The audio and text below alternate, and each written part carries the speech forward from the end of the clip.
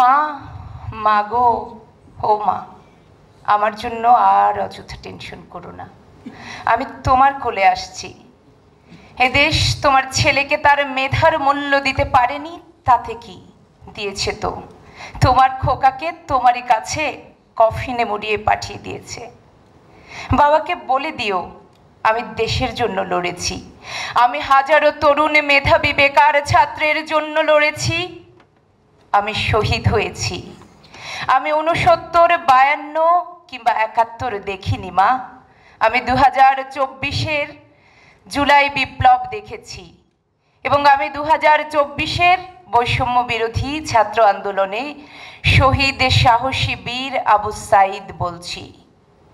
মা, দখলদার জালিম ইসরায়েলিরা যখন নিরপরাধে ফিলিস্তিনিদের তাদেরই ভূখণ্ডে হত্যা করে, তখন তুমি কতই না অভিশাপ দিতে জালিম ইসরায়েলিদের।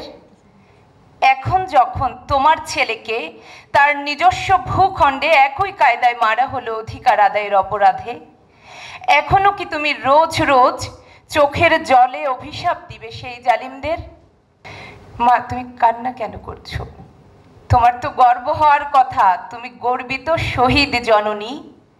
আমি চলে গেলাম মা, তোমাকে দিয়ে গেলাম এক পৃথিবী সম্মান, তোমার জন্য রেখে গেলাম আমার সহস্র সহযোদ্ধা, যারা তোমাকে মা বলে ডাকবে, যারা অধিকার আদায়ের লড়াইয়ে আমারই দেখানো পথে হাঁটবে, যারা কাপুরুষের মতো আমার বোনদের গায়ে আঘাত করবে না, যারা টাকা কিংবা ক্ষমতার লোভে নিজের ভাইদের উপর হামলা করবে না, যারা সত্যের পথে হাঁটতে শির উঁচিয়ে বুকে চিতিয়ে দুহাত প্রসারিত করে দিয়ে মৃত্যুকে আলিঙ্গন করে নিবে প্রশস্ত বুকের জামিনে, যারা একটু ভয় পাবে না, যারা অন্যায়ের বিরুদ্ধে প্রতিবাদ করে মাথা উঁচু করে বীরের মতো করে বাঁচবে।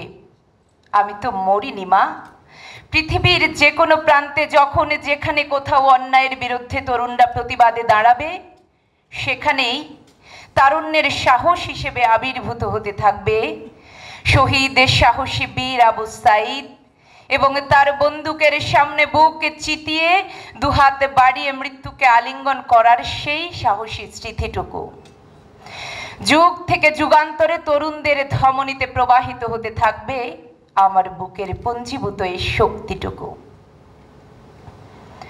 আমারই ভাইদের যখন বিজয় হবে, আমার দেশ যখন বৈষম্যহীন হবে,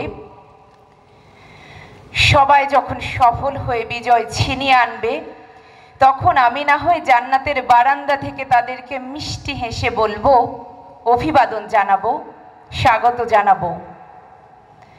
মা, বীরের মতো করে আমার প্রাণ পাখি চলে গেল জান্নাতুল ফেরদাউসে, তোমার আমার দেখা হবে মা আরশে আজিমের অভিমুখে।